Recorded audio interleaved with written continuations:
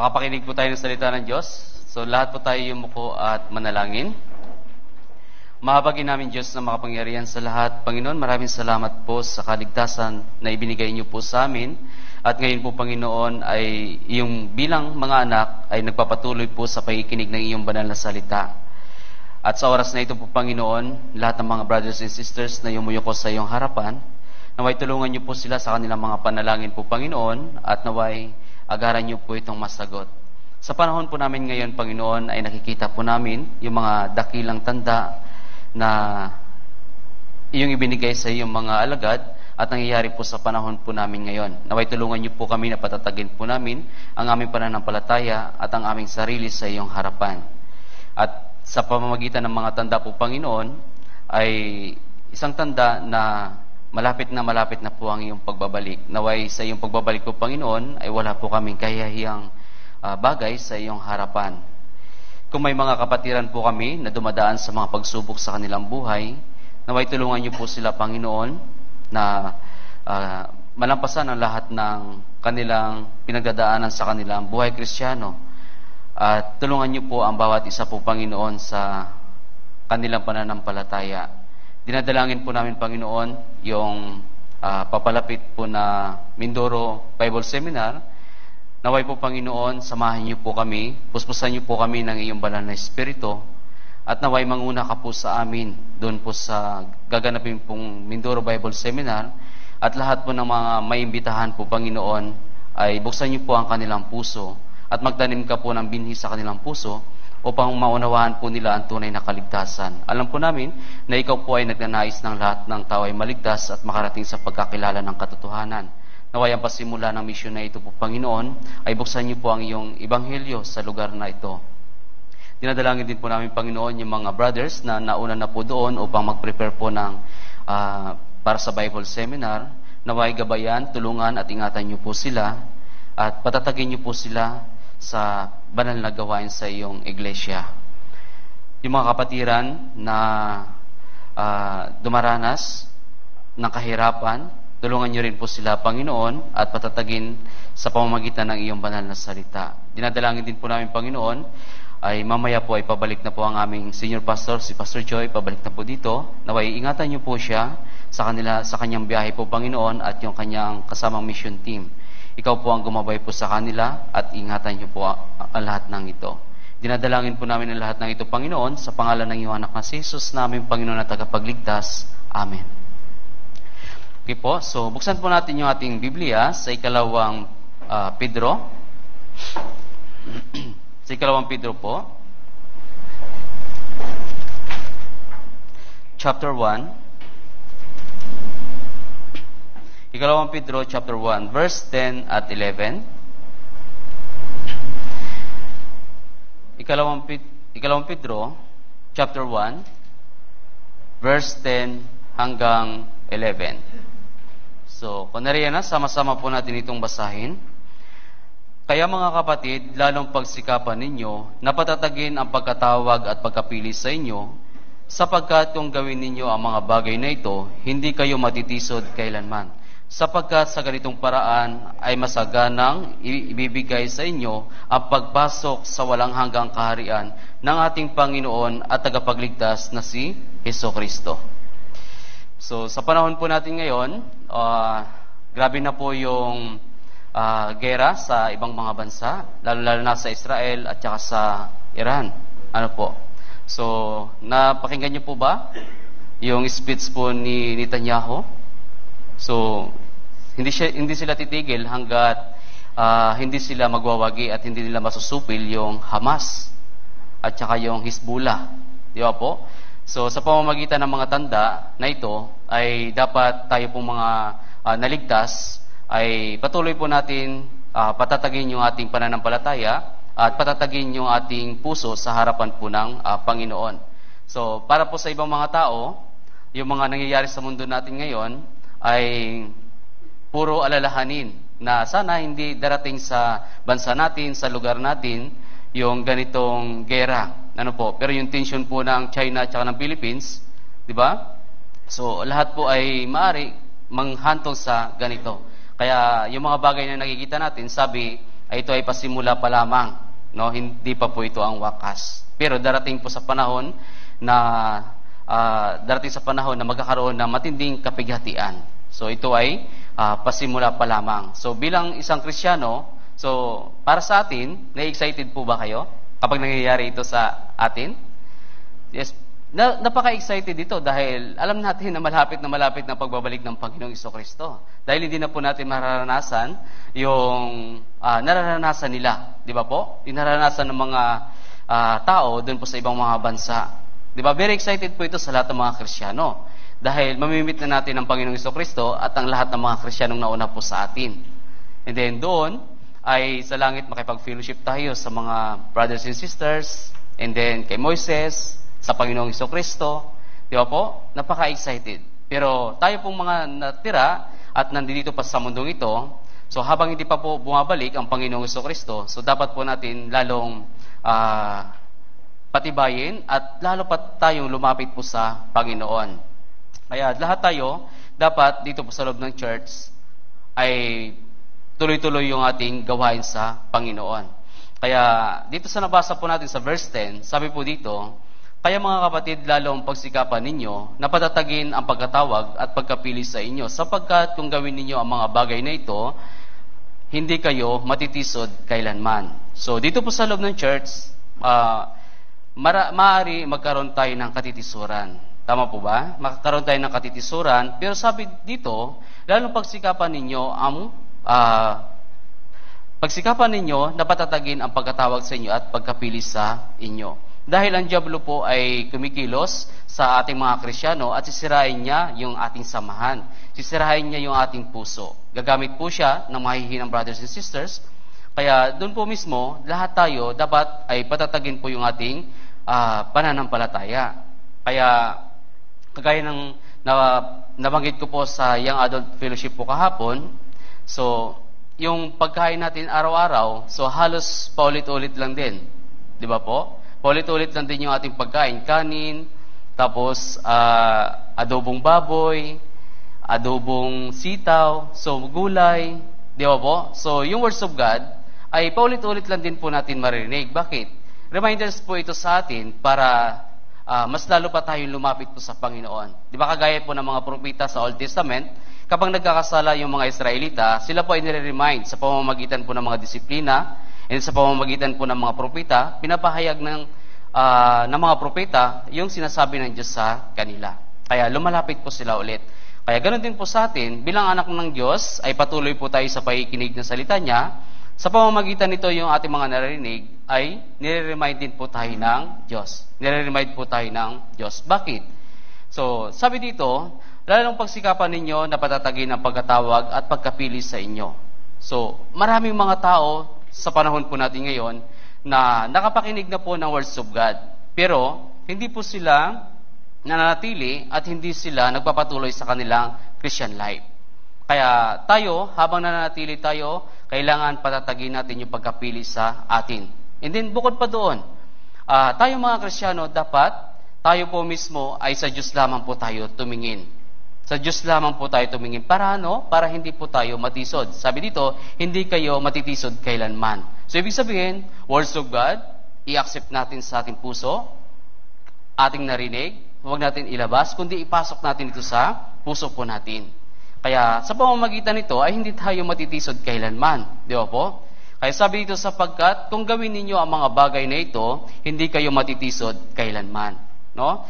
So, marami na po tayo nakakarinig ng mga about sa Christian life. Kung paano po maging maayos yung ating buhay, kung paano po tayo sumunod sa kalooban ng Diyos, hindi kung paano po natin mahalin po yung bawat isa. So, sa pamamagitan noon, hindi na yun bago sa atin. Di ba po? Hindi na yun bago sa atin, kundi minsan nakakalimutan natin ito. Kagaya po ng mga Israelita, nakakalimutan nila yung payo ng Diyos para po sa kanila. Sinabi ng Diyos sa kanila, huwag kayong sasamba sa mga Diyos-Diyusan ng mga bagay na nakikita niyo sa paligid. Pero ano po nangyari? Dahil sa kawalan po ng pagtitiwala at kawalan po ng kaalaman sa Diyos, so ano po nangyari? Nagkakasala sila sa harapan po ng Diyos. Kaya tayo ay sabi ng Diyos sa atin, sapagkat kung gawin ninyo ang mga bagay na ito ay hindi kayo matitisod kailanman. Ano po yun? Dito sa verse 7 at verse 8, sabi po dito, at ang pagiging makadiyos ng pagmamahal sa kapatid at ang pagmamahal sa kapatid ng pag-ibig, sapagkat kung ang mga bagay na ito ay nasa inyo at dumarami, hindi kayo magiging mga walang saysay o mga walang bunga sa pagkakilala sa ating Panginoong Hesukristo. So sabi dito, pagiging makadiyos. Ito po ay pinakamahalaga sa isang Kristiyano, pagiging makadiyos. Diba? So, sa pagiging makadiyos po, ito po yung maganda na nakikilala natin ang Panginoong Hesukristo. Ito po ay magiging walang kabuluhan at walang saysay.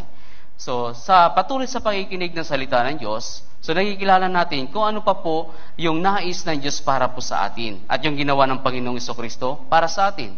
Sa isang Kristiyano, sabi dito, lahat tayo dapat ay magiging makadiyos. Kapag meron po tayo dito sa ating puso na tayo ay makadiyos, so tayo po ay hindi tayo matitisod kailanman. So ibig sabihin, spiritual na bagay ang nakikita ng mga Kristiyano. Hindi yung mga bagay na nakikita dito sa mundong ito. Di ba?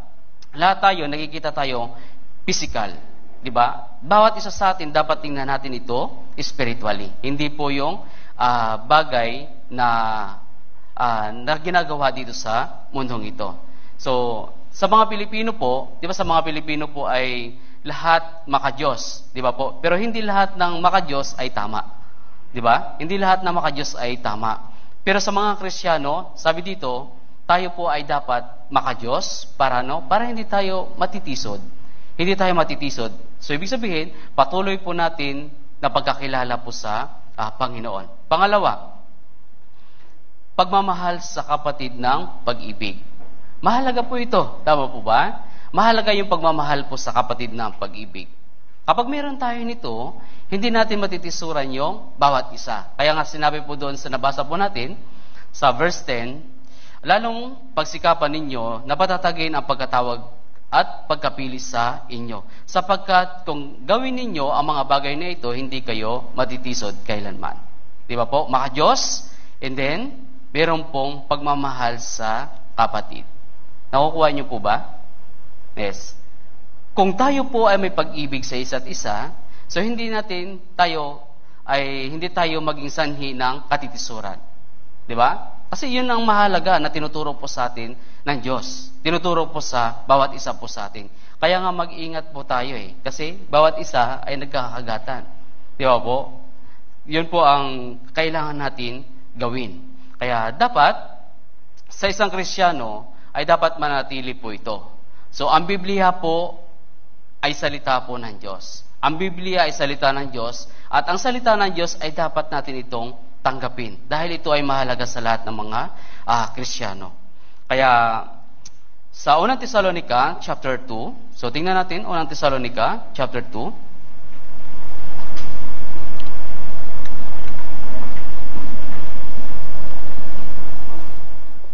verse 13, 1 Thessalonica chapter 2 verse 13. Sabi po dito, at kami ay patuloy na nagpapasalamat sa Diyos na nang inyong tanggapin ang salita ng Diyos na inyong narinig sa amin ay inyong tinanggap iyon hindi bilang salita ng tao kundi ayon sa katotohanan ay bilang salita ng Diyos na gumagawa naman sa inyo na sumasampalataya.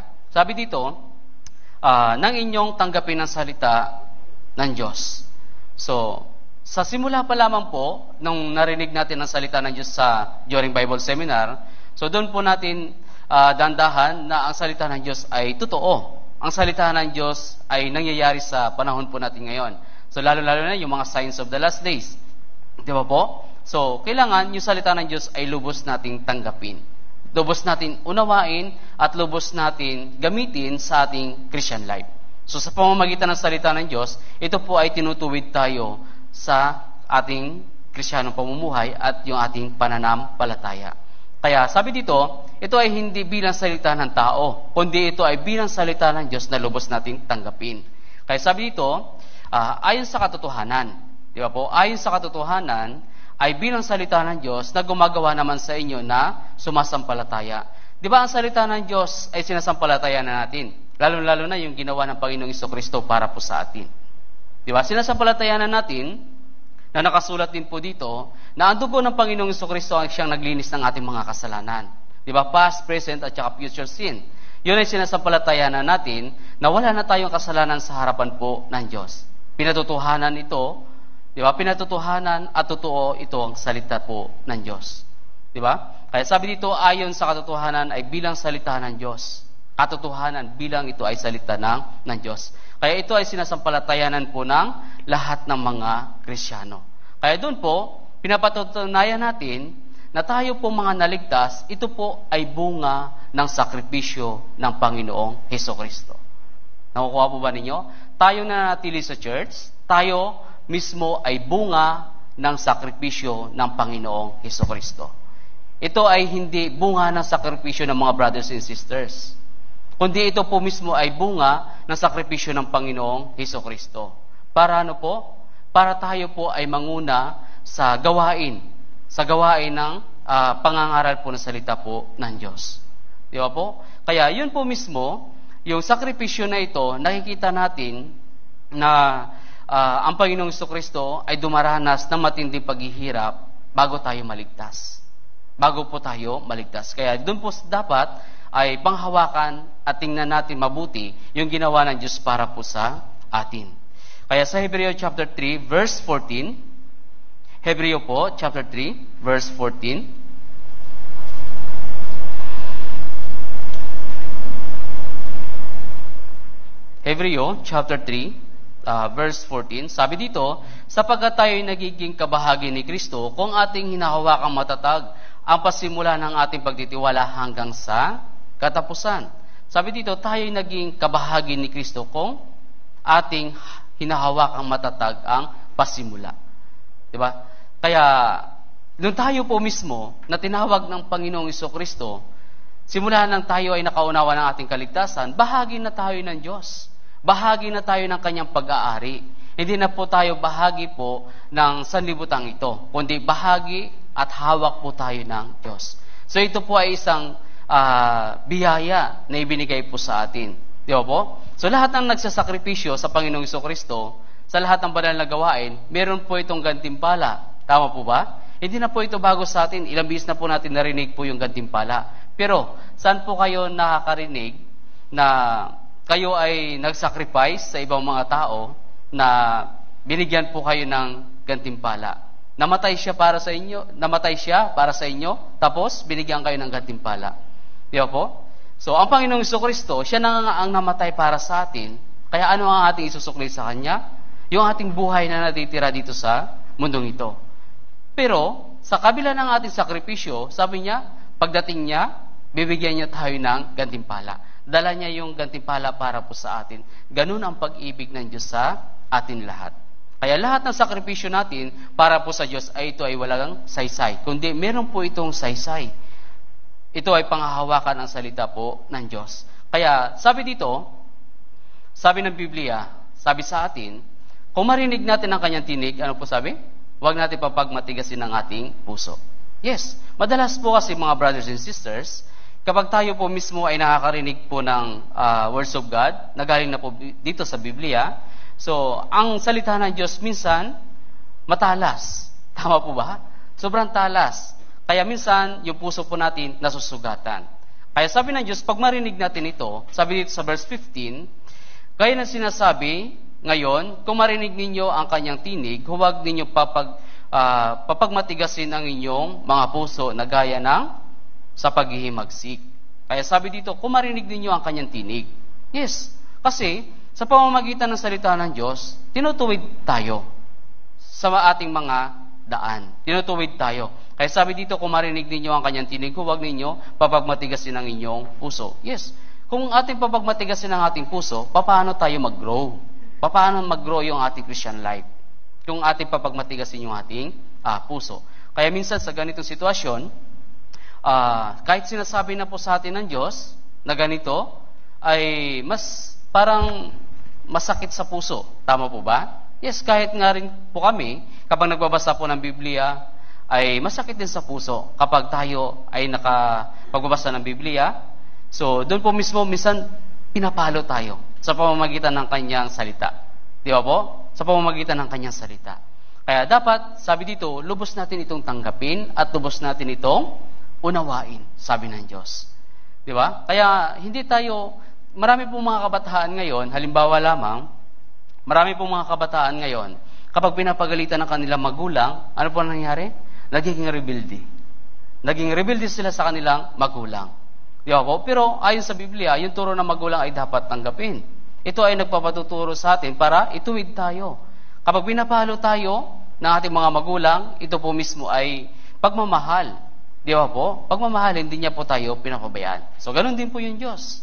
Kapag narinig natin yung kanyang salita, huwag natin papagmatigasin ng ating puso. Huwag natin papagmatigasin ng ating puso. Kaya, bakit tayo nabubuhay dito?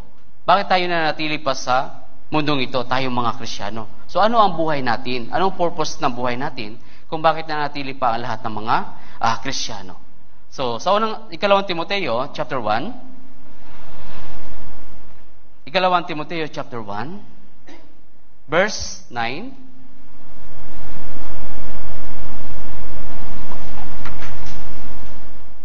Ikalawang Timoteo chapter 1, verse 9. So, basahin po natin ng sama-sama. Na siyang sa atin ay nagligtas at sa atin ay tumawag ng isang banal na pagkatawag.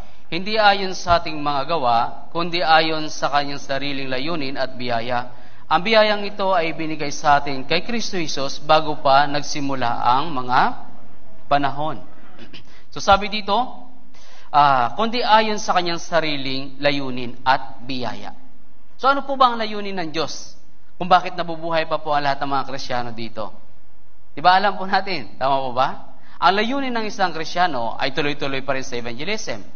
Ang layunin ng isang Kristiyano, tuloy-tuloy pa rin sa pag-ibig at pagpapakita ng buhay Kristiyano dito sa mundong ito. Ang layunin ng isang Kristiyano, dapat magbago ang kanyang buhay para makilala ng nakapaligid sa kanya yung Diyos. Yun ang layunin ng isang Kristiyano. Kung lahat tayo ay naligtas at kinuha na kagad ng Diyos, sumalabo po ito mangyari na makilala din po ng ibang mga tao yung ginawa ng Panginoong Hesukristo. Di ba? Yun ang layunin natin. Yun ang layunin po ng bawat isa po sa atin. Kaya nga, kung meron tayo nito, hindi tayo matitisod kailanman. Di ba po? Sa church, natitisod tayo. Sa labas, meron din po tayong katitisuran. Lalo-lalo na yung mga pananalita. Tama po ba? Pero kung meron tayong words of God, hindi tayo matitisod kailanman. At kung alam natin ang layunin ng Diyos, hindi tayo matitisod kailanman. Di ba? Kaya dito, sa mundong ito, yung buhay natin, ang purpose ng buhay po natin, habang nanatili tayo sa mundong ito, alamin natin kung ano po yung layunin pa ng Diyos sa ating buhay. Para yung buhay natin ay maging purpose sa harapan po ng Diyos. Di ba po? So, maaari yung iba dito, yung kanilang natitirang buhay sa mundong ito, 20 years. 20 years, 15 years, or 30 years. Di ba? Kasi ayon sa Biblia, 70 to 80 years. Kailan kayo na-save? Ilang taon na kayo ngayon? Simula kayo ay na-save. Ilang buhay na lang ang natitira po sa inyo. So, dapat, iserve po ninyo ito sa Panginoon. Huwag natin hintayin na manghina tayo, saka lamang po tayo mag-serve po sa Panginoon. Habang malakas pa, gamitin natin. Gamitin natin sa gawain para po sa Panginoon. Yun ang layunin ng isang Kristiyano kung bakit nanatili pa dito sa mundong ito. Kaya sa Roma, chapter 8, verse 28, Roma, chapter 8, verse 28,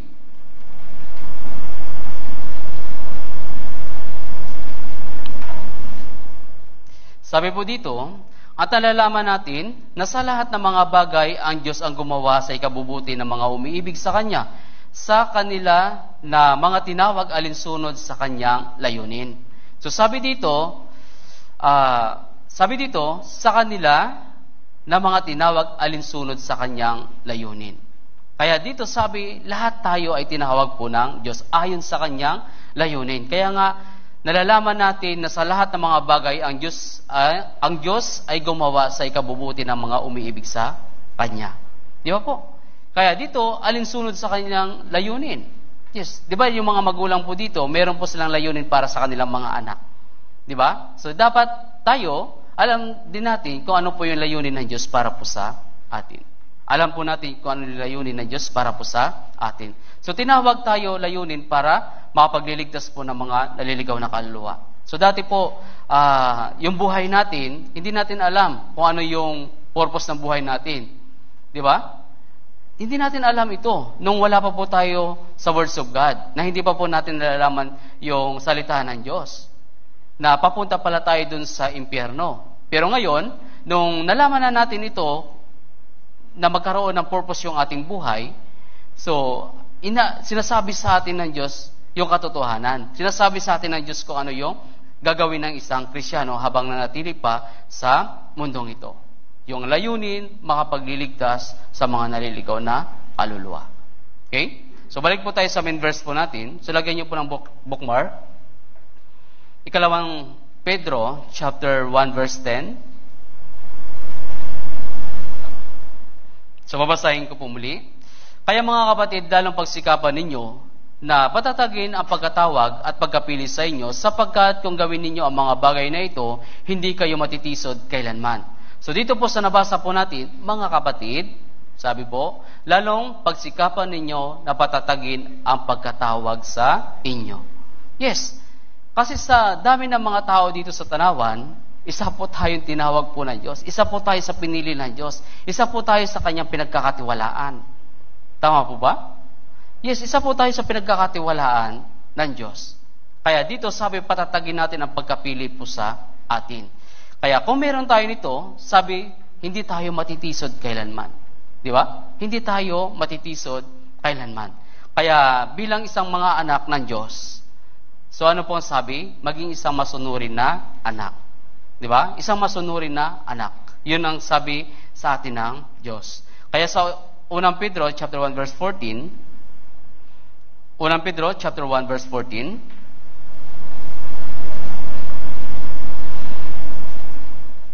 so basahin po natin 1 Pedro chapter 1 verse 14. Tulad ng mga masunuring mga anak, huwag kayong gumawa sa masasamang pagnanasa ng inyong kamangmangan noong una. So sabi dito, tulad ng mga masunuring mga anak. Di ba? Kaya bilang isang anak ng Diyos, sabi, maging masunurin tayo. Kung tayo ay maka-Diyos, at kung tayo ay naunawahan natin yung kanyang salita para sa atin, so sabi dito, tayo ay maging masunuring mga anak. Hindi po tayo maging suwail na mga anak, kundi sumunod tayo sa Kanya. Kaya dito, so naging masunurin po ang Panginoong Jesucristo sa lahat ng Kanyang buhay. Di ba? Alam natin na namuhay ang Panginoong Jesucristo sa mundong ito na hindi maganda yung Kanyang pamumuhay. Walang tumatanggap po sa Kanya. Kaya saan po siya pinanganak? Doon po mismo sa sabsaban. So habang lumaki siya bilang isang anak ng karpintero. Di ba? Hindi maganda yung kanyang buhay. Pero Diyos siya. Tama po ba? Hindi maganda yung kanyang buhay. Kaya sa pamamagitan noon, nagpapatuloy pa rin siya sa hangarin na masunod yung kalooban ng kanyang ama. Di ba po? Kaya ang Panginoong Jesucristo, sumunod siya sa kanyang ama dahil nagmamalasakit siya para po sa atin.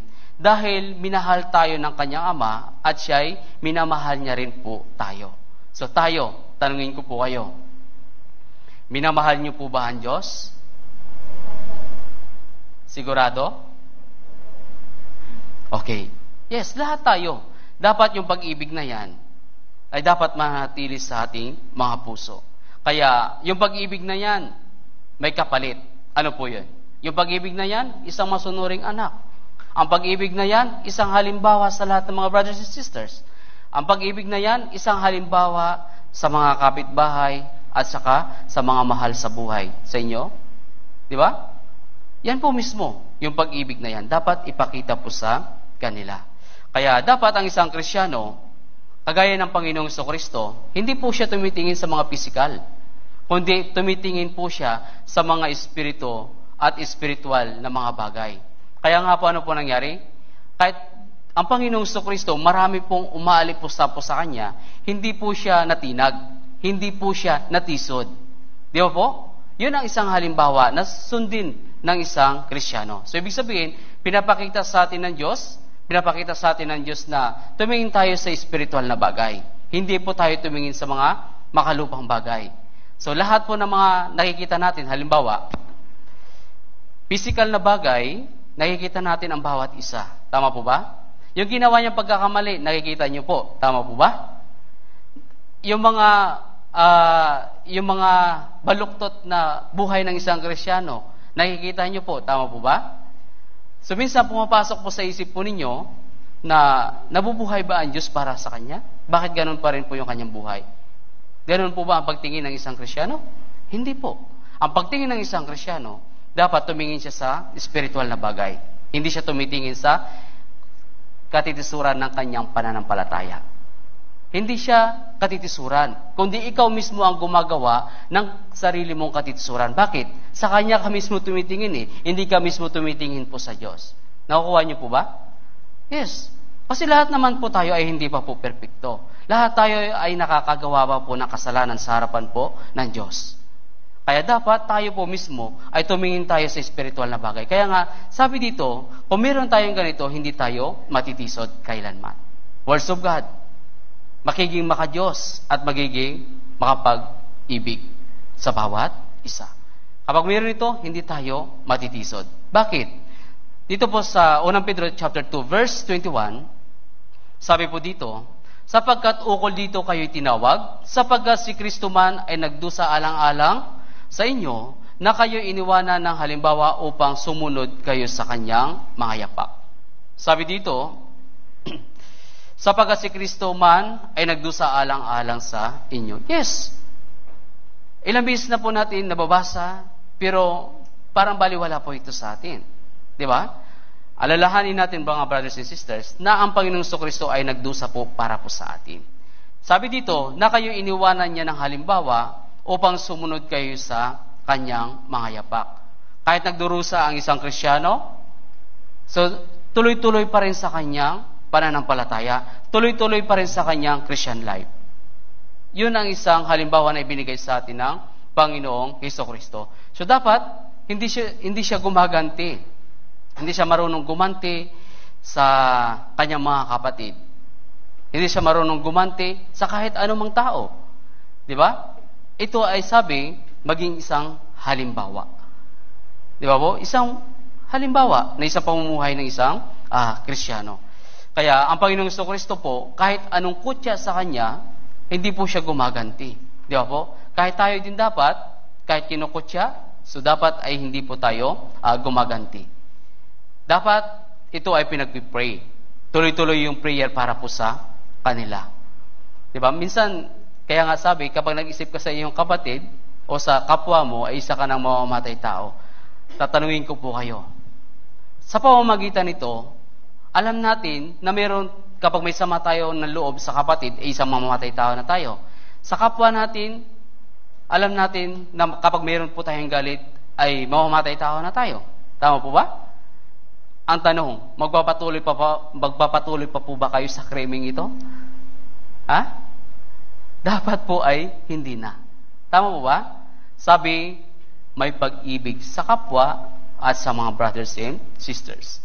Kaya dito, 1 Pedro chapter 3 verse 19, sabi po dito, 1 Pedro chapter 3 verse 9, sabi dito, huwag ninyong gantihan ng masama ang masama o ng pag-aalipusta ang pag-alipusta, kundi ng pagpapala, sapagkat ukol dito kayo tinawag upang kayo ay magmana ng pagpapala. Yes, yung brothers and sisters, kapag nakagawa po siya ng pagkakamali sa kanyang buhay Christian life, sa iyo, so wag mo siyang gantihan din ng masama. And then, kapag inalipusta ka, wag mo rin siyang gantihan ng pang-alipusta. Malinaw, ito po sa Biblia. Kaya dito sabi dito, kundi ng pagpapala, sapagkat ukol dito kayo tinawag, upang kayo'y magmana ng pagpapala. Hindi po magmana ng masama, hindi po magmana ng pag-alipusta, hindi po magmana ng pagkakutyaan, kundi magmana ng pagpapala ng Diyos. Tama po? Tama po ba?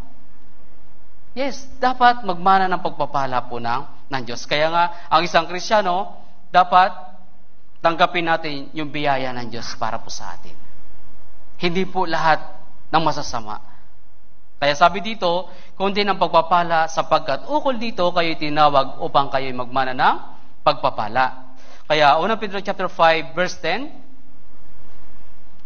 1 Pedro chapter 5 verse 10. Sabi po dito, at pagkatapos na kayo'y magdusa ng sandaling panahon, ang Diyos ng buong biyaya na sa inyo'y tumawag tungo sa kanyang walang hanggang kaluwalhatian kay Kristo, ay siya ring magpapanumbalik, magpapatibay, at magpapalakas sa inyo. So, tandaan po natin mga brothers and sisters, yung pagdurusa ng isang Kristiyano, sabi po dito, sandaling panahon na lang. Nakikita na po natin yung mga huling tanda. Very excited po ito sa atin lahat.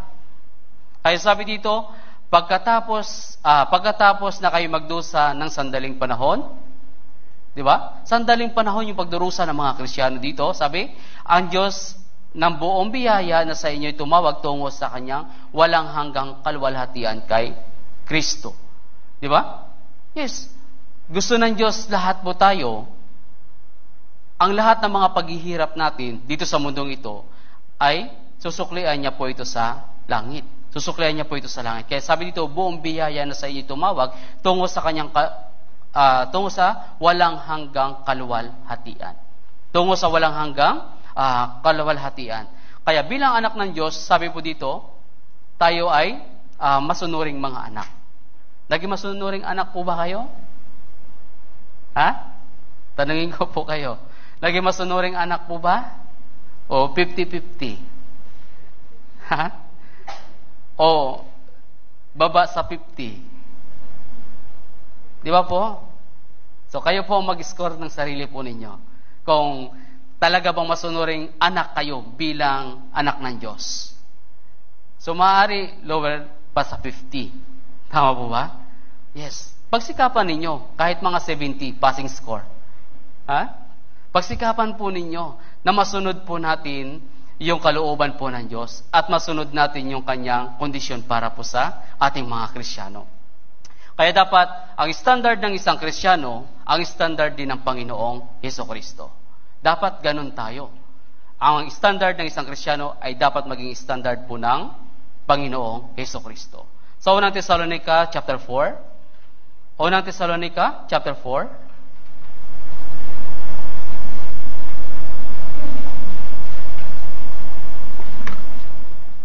Verse 7 hanggang 8. Unang Tesalonica chapter 4 verse 7 at 8. So basahin po natin. Sapagkat hindi tayo tinawag ng Diyos para sa karumihan, kundi sa kabanalan. Kaya't ang tumanggi dito ay hindi tao ang tinanggihan, kundi ang Diyos na nagbibigay sa amin ng kanyang Espiritu Santo. So sa isang Kristiyano po ay nahihirapan po siya maging banal sa harapan po ng Diyos. Pero sabi po dito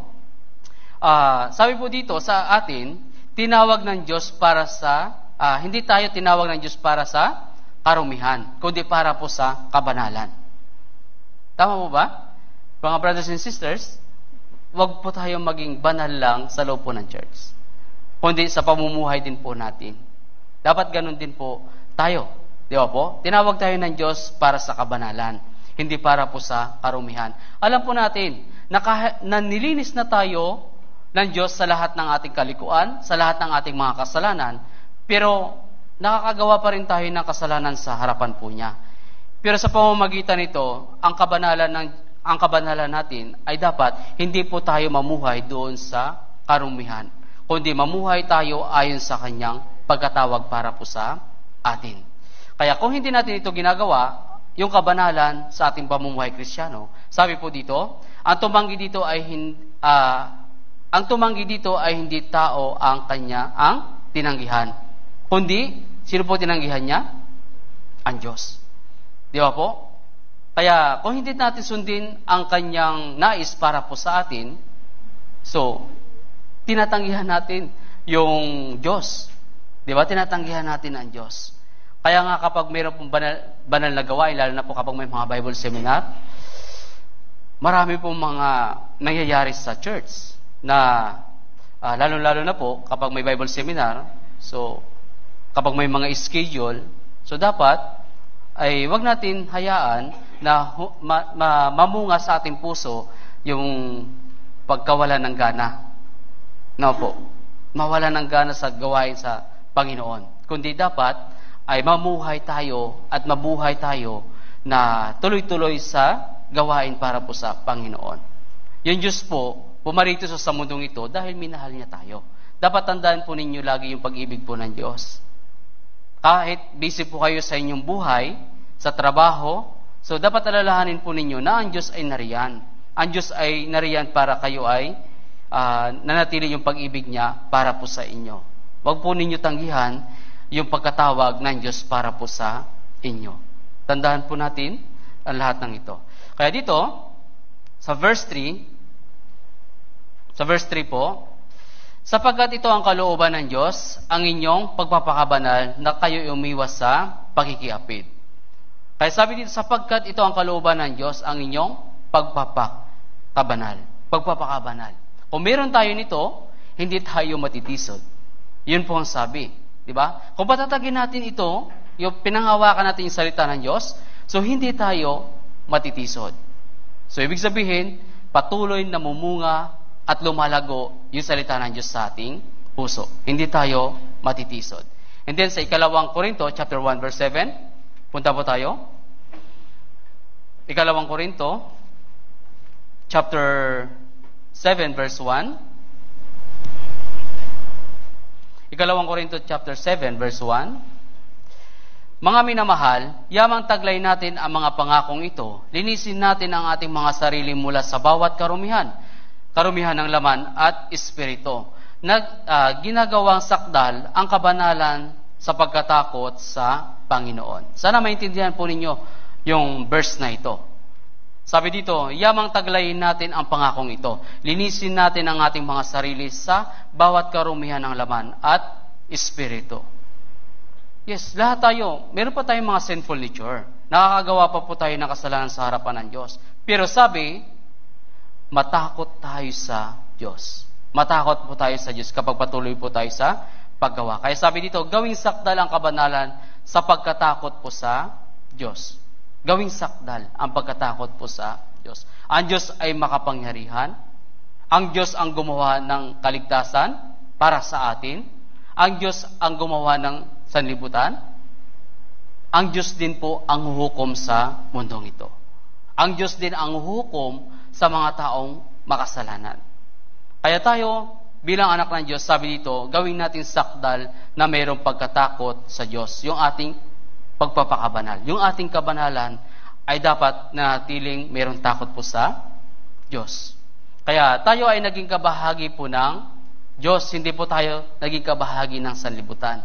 Naging kabahagi na po tayo ng Diyos. Kaya sa 2 Pedro chapter 1, balik po tayo. 2 Pedro chapter 1, verse 4.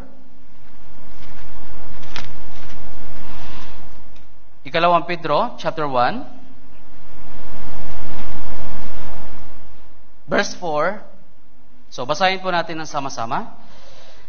Gayon niya ipinagkaloob sa atin ang kanyang mahalaga at mga dakilang pangako upang sa pamamagitan ng mga ito ay makatakas kayo sa kabulukan na nasa sanlibutan dahil sa masamang pagnanasa at maging kabahagi kayo sa likas ng Diyos. So sabi dito, ipinagkaloob sa atin ang kanyang mahalaga at mga dakilang pangako upang sa pamamagitan ng mga ito ay makatakas tayo sa kabulukan na sa sanlibutan. Dahil saan? Sa masasamang pagnanasa. Di ba mo? Kaya dito, sinasabi sa atin ng Diyos, ibinigay ko sa inyo yung pangako ko. Kayo ay magmamana ng kaharian sa langit. Kayo ay mamuhay na walang hanggan sa langit. Ito ang pangako ng Diyos. Para ano po? Para hindi tayo mag-focus dito sa kabulukan sa mundong ito. Kundi, gusto ng Diyos na magbago yung ating isipan. Kagaya ni Apostol Pablo. Nung na-meet niya ang Panginoong Kristo, nagbago yung kanyang isip. Ang lahat ng sa kanya, meron siya. Kaya niya magpayaman. Di ba po? Kaya niya magpayaman. Kaya niyang umasinso sa mundong ito. Ngunit nung nakilala niya ang Panginoong Kristo, nagbago po yung kanyang pananaw. Dahil nalaman niya at nakita niya kung ano ang pag-ibig ng Panginoong Hesukristo at nalaman niya kung ano ang ipapamana ng Diyos doon po sa langit. Pinakita sa kanya kung paano ang sakripisyo ng Diyos at kung paano din po dapat siya mamuhay at magsakripisyo sa Panginoon. Ang sabi, lahat ng sakripisyo na ito ay mayroong gantimpala. Ito ang nasa isip ni Apostol Pablo. Yung isip niya na magkaroon siya ng kayamanan sa langit. Kaya pinapakita sa atin ng Diyos para doon tayo mag-focus. Kaya bakit sinasabi ito sa atin? Sabi dito, gayon niya ipinagkaloob sa atin ang kanyang mahalaga at mga dakilang pangako upang sa pamamagitan ng mga ito ay makatakas kayo sa kabulukan na nasa sanlibutan dahil sa pagnanasa ng laman. Ano po ba yung pagnanasa ng laman? Magpapayaman. Diba? Paggawa ng kasalanan.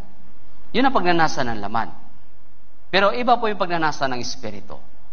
Diba? Yung pagnanasa ng Espiritu, kanina, pagising po ninyo, kamusta po yung pagising po ninyo? Ha? Nagnasa po ba ang laman? O nagnasa ang Espiritu? Ay, sarap matulog, lamig. Ganun po ba? Nagnasa ang laman? And then, mabuti na lang, natalo nyo po ito. Yung pagnanasa ng Espiritu. Di ba? Kaya, kung meron po tayong pagnanasa bilang espiritual na bagay, so mabilis po natin ito matatalo. Yung pagnanasa ng laman. Lalong-lalo na, kung puno tayo ng words of God sa ating puso, matatalo po natin ito yung laman. Matatalo po natin ito ang laman. Kaya nga, dito sabi, maging kabahagi kayo sa likas ng Diyos. Kapag natalo natin ang laman at sumusunod tayo sa kanyang kalooban, so ibig sabihin, nakikibahagi tayo sa kalooban po ng Diyos. Hindi tayo nakikibahagi dito po mismo sa sanlibutan. Kundi tayo po mismo ay nakikibahagi sa likas ng Diyos. Di ba? Tayo po mismo ay ganon. Kaya dapat, tayo po mismo ay hindi po tayo makinig sa tinig ng mga masasama. Sa paligid natin, marami pong mga tinig ng mga masasama. Di ba? Yun ang naririnig ng mga Kristiyano. Pero mga negative na bagay yun. Di ba? Mga negative na bagay. Pero kung lagi ka nakafocus dun sa pandinig na iyon, ano po mangyayari sa inyo? Yung Christian life mo, dahan-dahan mag-down. And then, pagdating ng Wednesday, pakikinig, mag-up na naman. Di ba po? And then, pagkalipas ng Wednesday, kapag nakarinig na naman ng negative, magda-down na naman. Lalo-lalo na po, kapag kulang tayo sa pakikinig at yung pagkaunawa at yung pagbabasa sa salita ng Diyos, magda-down tayo lalo. Kaya kung meron tayo nito, sabi, hindi tayo matitisod, hindi tayo babagsak na ating Christian life. Kaya dapat tayo po ay maging maingat, tayo na huwag mawala yung huwag manghina yung ating pananampalataya. So dapat, ang isang Kristiyano ay lubos na kapuri-puri at lubos na pinupuri niya yung salita ng Diyos. Lubos niya pinupuri ang salita po ng Diyos. Kaya dito, sa unang Pedro chapter 2, verse 19, ano po sabi? Sapagkat ito'y kapuri-puri, kung dahil sa pagkakilala sa Diyos, ay nagtiis ang sinuman ng sakit habang nagdurusa ng hindi nararapat. So sabi dito, sapagkat ito'y kapuri-puri, ay, kapag nakakaranas ako ng kahirapan sa aking buhay, ito ay kapuri-puri sa harapan ng Diyos. Bakit? Nasusunod ko kasi yung kanyang kalooban eh. Kung meron man tukso na nangyayari sa akin, ito ay kapuri-puri sa harapan ng Diyos kasi nasusunod ko yung kanyang kalooban. Kung meron man pong pang-aalipusta sa akin, okay lang. Ito ay kapuri-puri sa Diyos dahil sinusunod ko yung kanyang kalooban. Kaya sabi dito, sapagkat ito ay kapuri-puri, kung dahil sa pagkakilala sa Diyos, ay nagtiis ang sinuman ng sakit habang nagdurusa ng hindi nararapat. Ayaw ng Diyos dapat na masaktan tayo. Ngunit, habang nabubuhay ang isang Kristiyano, mangyayari at mangyayari. Di ba po? Ito dapat ang sabi ng Diyos, hindi dapat nararapat na ang lahat ng mga Kristiyano sa mundong ito ay magdusa. Di ba? Sabi dito, hindi dapat nararapat. Pero, dahil sa pagdurusa na ito, ay pagkakilala sa Diyos. Ito ay pagkakilala sa Panginoong Hesukristo. So, okay lang yan, kahit nagdurusa ang bawat isa po sa atin.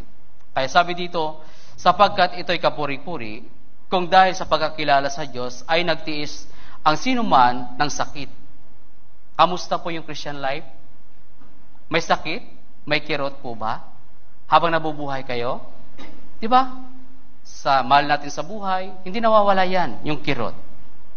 Minsan, lalo-lalo na po sa mga young adult, sa mga kabataan, di ba? Sila may sigasig. May puso silang gusto makinig ng salita ng Diyos. Pero, yung mga mahal nila sa buhay, hindi pa saved, yun ang naghahadlang sa kanilang Christian life. Tama po ba? Yes. Kaya sabi dito, dahil dito sa pagkakilala sa Diyos, ay nagtiis ang sinuman ng sakit. Yes, nagtiis ng sinuman ng sakit. Kaya sana patatagin niyo po ito at gawin niyo po itong kalugod-lugod sa harapan ng Diyos. So, mas mabuting mamuhay sa Diyos na mayroon pong pagdurusa. Mas okay na mamuhay na mayroon pong mga pagsubok na nangyayari sa ating buhay.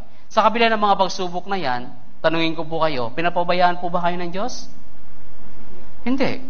Di ba? Mas lalo pa po kayong pinatatatag na mas lalo pang lumapit na hindi maputol ang relasyon po sa Kanya. Sa pamamagitan ng mga pagdurusa at kahirapan, pinapatatag ng Diyos tayo. Di ba? Pinapatatag tayo ng Diyos sa Kanya. Kaya sa unang Juan chapter 3 verse 13, so tingnan po natin. Unang Juan chapter 3 verse 13. So sabi dito, basahin po natin, unang Juan, chapter 3, verse 13. Sabi po dito, mga kapatid, huwag kayong magtaka kung kayo'y kinaputan ng sanlibutan. Malinaw po ito. Di ba? Malinaw po ito. Kung kayo'y kinaputan ng sanlibutan. Di ba? Huwag kayong magtaka. Sabi po ng Diyos. So hindi na po ito bago po sa atin. Ilang bisis na po natin naririnig, ilang bisis na po natin ito nababasa. Pero, kapag nangyayari yung puot ng sanlibutan sa atin, nanghihina tayo. Bakit? Bakit nanghihina ang isang Kristiyano? Bakit nanghihina ang isang Kristiyano? Dahil sa mga negative na bagay na narinig at mga negative na bagay na nakikita. Kaya sabi dito, mga kapatid, huwag kayong magtaka kung kayo'y kinapuutan ng sanlibutan. Kaya nga dapat mas lalo pa natin patatagin yung pamumuhay ng isang Kristiyano. Huwag natin dapat hayaan na maging kulang sa nutrition yung ating Christian life. Hindi puro physical lamang yung pinapakain natin. Yung physical lamang ay malakas, ay panandalian lamang ang lakas. Pero yung ating spiritual na kalakasan, dapat mananatili po ito. Mananatili yung spiritual na kalakasan. Kaya yung isang Kristiyano, yung pananampalataya dapat patibayin. Yung pagdurusa, ito ay nagpapatibay sa pananampalataya ng isang Kristiyano. Di ba? Dahil yung connection natin sa Diyos ay hindi po napuputol. Continuous pa rin. Lord, sana malampasan ko po ito. Yung mga pagdurusa. Lord, sana hindi ako matisod. Lord, sana yung mga negative na nakikita ko ay maging bulag-bulagan po ako dito. Para maging continue po ako sa iyong banal na gawain. Lord, sana bulagin mo na lang ako sa mga physical kong nakikita. Ipakita mo na lang sa akin yung spiritual na bagay. Di ba po? Kasi kung nakikita natin ang mga bagay na physical, natitisod tayo. Pero sabi dito, kung meron tayo sa mga bagay na ito, ay hindi tayo matitisod. Pagiging makadiyos at pag-ibig sa isa't isa. Okay? Kaya sa Pilipos chapter 1, verse 29 hanggang 30. Filipos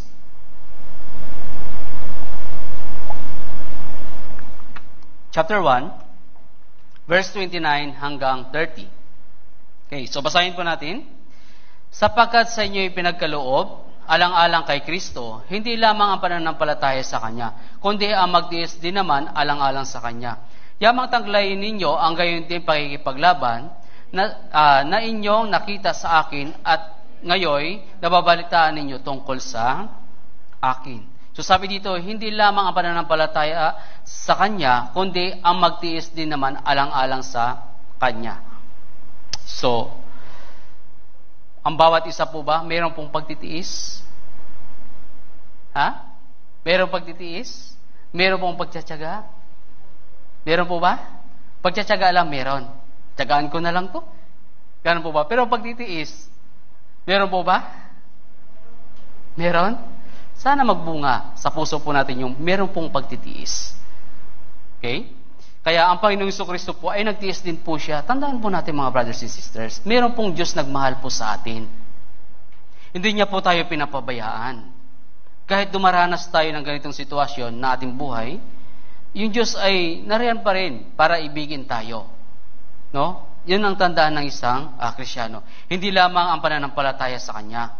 Tandaan po natin, hindi lamang ang pananampalataya sa Kanya, kundi kailangan magbunga ang pagtitiis din naman alang-alang sa Kanya. Kapag may mga banal na gawain, lalo na po, sa darating po na Samuel Academy, di ba po? So, doon po, marami na naman pong gawain. And then, meron na naman po tayong inauguration. So, doon, dapat meron po tayong sama-samang merong pagtitiis sa banal na gawain para po sa Panginoon. Di ba po? Malapit na. Kaya kapag nakikita po ninyo makalat sa labas, preparation po yan para sa inauguration. Preparation. Kaya tayo, pagsikapan natin ito. Para po ito sa atin. And then para po ito sa mga mahal din po natin sa buhay. Kasi hindi natin alam, anytime mawawala na tayo sa mundong ito. Hindi natin alam na mararanasan natin ang kamatayan. Or hindi natin alam na naranasan natin yung rapture, yung pagkuha sa atin ng Panginoon. Pero, so habang nanatili pa tayo sa mundong ito, pagsikapan natin na maging maayos po yung ating Christian life. Bakit? Hindi pa po ba kayo magkakaanak? Hindi po ba kayo magkakapo? So lahat ng ito ay maging pundasyon para po sa pananampalataya sa kanila. Bakit? Kasi pag sila ay naligaw sa mundong ito, makakapiling niyo po ba sila sa langit? Hindi. Dapat patatagin yung pananampalataya ng bawat isa na meron pong pagtitiis. Di ba po? Yung mga unbelievers nga, nakikita natin kung paano po sila magtiis at magtiyaga sa kanilang pananampalataya. Di ba? Maging maganda yung kanilang pamumuhay, maging maganda po yung kanilang trato sa bawat isa. Pero ang pinagkaiba, walang salvation sa kanila. Ano po tayo? Na tayo po mismo ay anak po ng Diyos. Na tayo po mismo ay na-save. So doon po mismo, sabi, hindi lamang ang pananampalataya sa Kanya, kundi meron pong pagtitiis. Meron pong pagtitiis din naman. Kaya ano po sabi ni Apostol Pablo? Para po siyang nanganganak. Di ba po? Yes. Ang sakripisyo ng Panginoong Jesucristo, kapag tayo po, bawat isa po sa atin, mga nanay dito, naranasan po natin mapalo. Tama po ba na magulang? Masakit. Tama po ba? Pero, yung ginawa ng Panginoong Jesucristo para sa atin, ay hindi po natin yun nagagawa. Di ba po? Kaya dapat yung buhay natin ay mapanatili sa piling ng Diyos. Kaya, 2 Timoteo chapter 3, verse 12, 2 Timoteo chapter 3, verse 12. So, alam ko po, memorize po ng bawat isa. 2 Timoteo chapter 3, verse 12. So, basahin po natin ng sama-sama. Tunay na ang lahat ng ibig mabuhay na may kabanalan kay Kristo Jesus ay daranas ng pag-uusig. Yes, lahat po tayo. Lahat po ng ibig mabuhay sa Diyos ay daranas ng pag-uusig. Lalo-lalo na mga mahal sa buhay. Di ba? Nakakaranas po ng pag-uusig. Kaya kailangan, paghandaan po ninyo ito. Saan po ninyo paghandaan? Dito po mismo sa puso. Paghandaan po ito, yung mga pag-uusig at kapigatian na nangyayari sa buhay. Kaya balik po tayo, 1 Pedro chapter 3. 1 Pedro chapter 3. Verse 8 hanggang 9. 1 Pedro chapter 3, verse 8 hanggang 9. 1 Pedro chapter 3, verse 8 hanggang 9. Okay, basahin po natin ng sama-sama. Katapos-tapusan, magkaisa kayong lahat sa pag-iisip, maging madamahit, mapagmahal sa mga kapatid, mababait, at may mapagpakumbabang pag-iisip.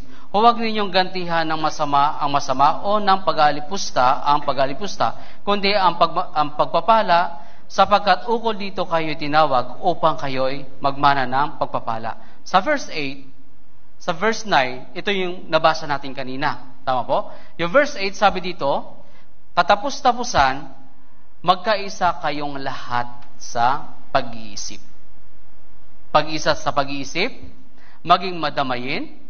Meron po ba maging damayin sa bawat isa? O pagdating lamang po ng sakuna? Halimbawa, meron po mga trahedya na nangyayari, mga kalikasan. Di ba?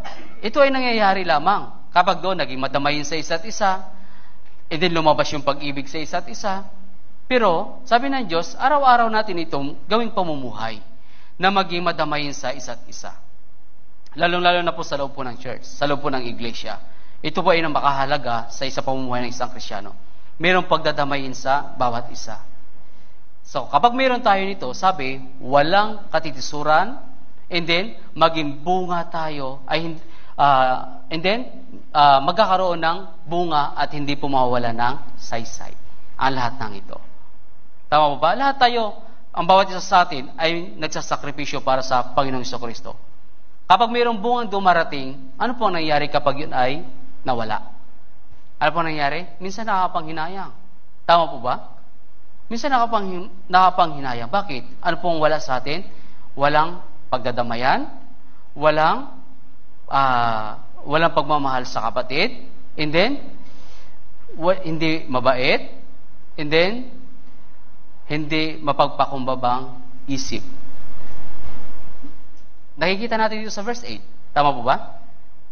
Yes, dapat ito ay mangyayari po sa lahat ng mga Kristiyano. Kung mangyayari ito sa lahat ng mga Kristiyano, sabi, walang katitisuran. Diba? Walang katitisuran. Kaya dapat, tayo po mismo ay mag-focus ang isang Kristiyano sa pangangaral ng Ebanghelyo. Pangangaral ng Ebanghelyo. Kaya sa unang Korinto chapter 9, verse 23, unang Korinto chapter 9, verse 23, so, babasahin ko po. Ginawa ko ang lahat ng mga bagay dahil sa Ebanghelyo upang ako'y magkaroon ng bahagi sa mga pagpapala. So, mga brothers and sisters, so ito po mismo ang target ng bawat isa. Ipangaral ang salita ng Diyos, ipangaral ang magandang balita, yung Ebanghelyo. Sabi dito, upang ako'y magkaroon ng bahagi sa mga pagpapala. Yes, ito ang target ng bawat isa po sa atin. Kung bakit nanatili pa po tayo sa mundong ito, na ipangaral yung salita ng Diyos. So, napakaswerte natin dahil ang Diyos na mismo ang nag-sacrifice para linisin tayo sa ating mga kasalanan. And then, bibigyan pa tayo ng gantimpala. Di ba po? Sobrang bait ng Diyos. Sobrang pag-ibig ng Diyos. Siya nang namatay para sa atin. Pero may gantimpala pa rin. Tama po ba? May gantimpala pa rin. Kayo po, kapag inutusan sa bahay, alam ko, minsan, yung mga kabataan, kapag utusan sa bahay, bayaran mo muna ako. Bigyan mo muna ako ng piso. Bigyan mo muna ako 5 piso. May sohol. Di ba po? Tatanggapin ka agad. Di ba? Yung mga bata, di ba? Pengin mo na piso. Tama po ba? Ganun ang nangyayari.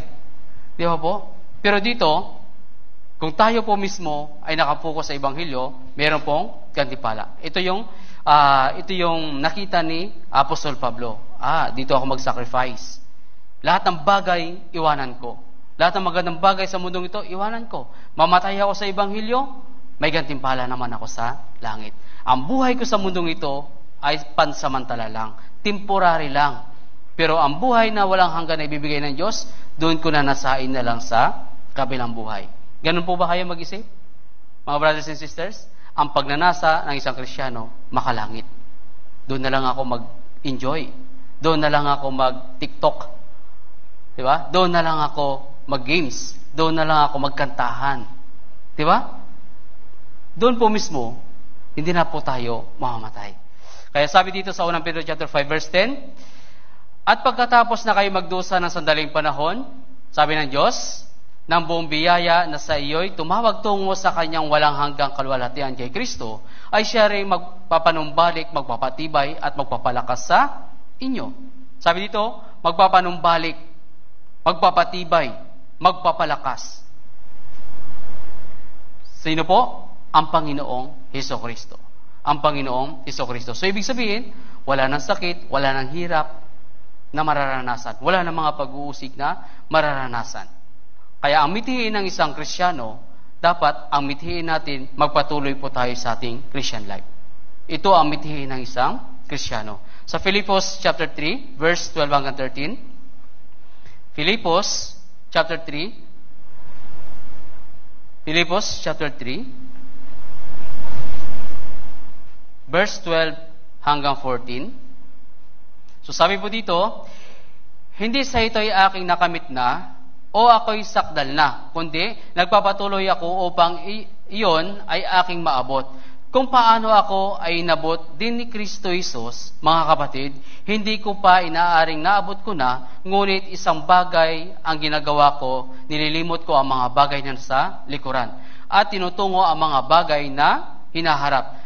Nagpapatuloy ako tungo sa mithiin para sa gantimpala ng dakilang pagkatawag ng Diyos kay Kristo Jesus.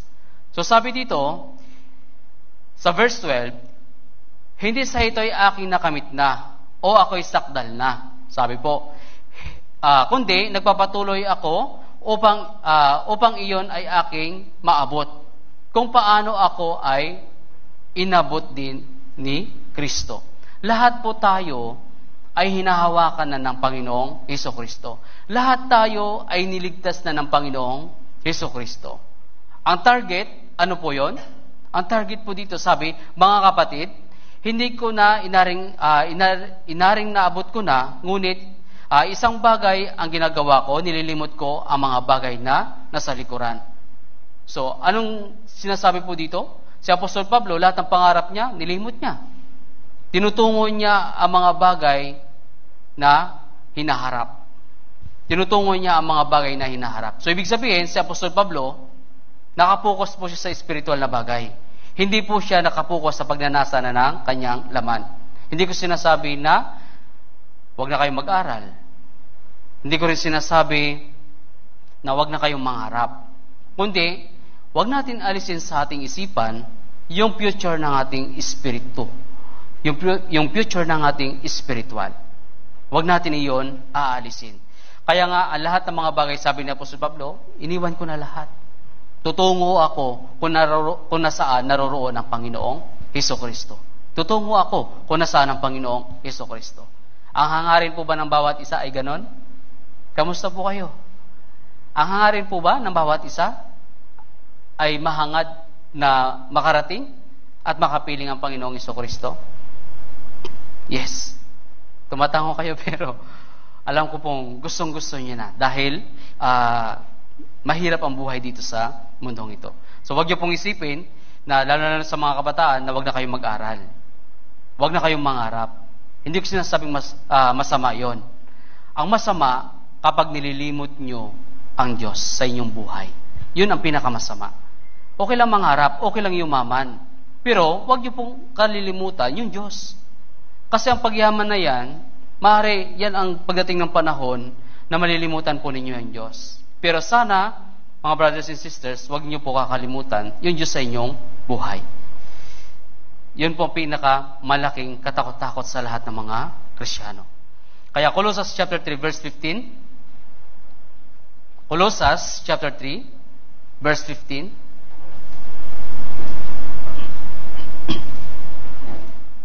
Colossus chapter 3 verse 15. So sabi po dito, at maghahari sa inyong puso ang kapayapaan ni Kristo, na doon ay tinawag din naman kayo sa isang katawan, at kayo maging mapagpasalamat. So sabi dito, meron tayong isang katawan. At tanggapin natin sa ating puso yung kapayapaan ni Kristo. Kapayapaan ni Kristo. And then, magkakaroon tayo ng pagpapasalamat sa Diyos. Magkakaroon tayo ng pagpapasalamat po sa Diyos. Sa Efeso chapter 4 verse 3. So dito po mismo pinapakita po sa atin kung bakit nananatili pa po tayo sa church. Efeso chapter 4 verse 1 at 3. Efeso chapter 4 verse 1 at 3. So babasahin ko po, sundan niyo lamang. Kaya't ako na bilanggo sa Panginoon ay nagsusumamo sa inyo na kayo lumakad ng nararapat sa pagkatawag sa inyo, itinawag na may lubos na kapakumbabaan at kaamuan, may pagtsatsaga, na magparaya sa isa't isa sa pag-ibig, na nagsisikap na mapanatili ang pagkakaisa ng Espiritu sa buklod ng kapayapaan. So sabi dito, bilang-bilanggo tayo sa Panginoong Jesucristo, meron dapat tayong kapakumabaan, and then kaamuan, pagtsatsaga, magparaya sa isa't isa na meron pong pag-ibig. So halimbawa lamang po, yung layon at saka yung kuneho. Di ba? Yung layon ay mabangis, malakas umungal. So sino po magpaparaya sa isa? Ha? Sino magparaya sa isa? Sa kanilang dalawa? Yung rabbit o yung lion?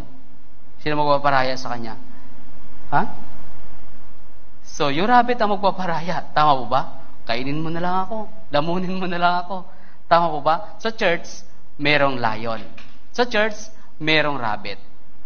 So, sige, magparaya na lang. So, ibig sabihin, yung nagparaya, yung malaki ang pagkaunawa sa salita ng Diyos. So, doon po mismo, naunawaan niya. Okay lang yan. Sige, magparaya na lang ako.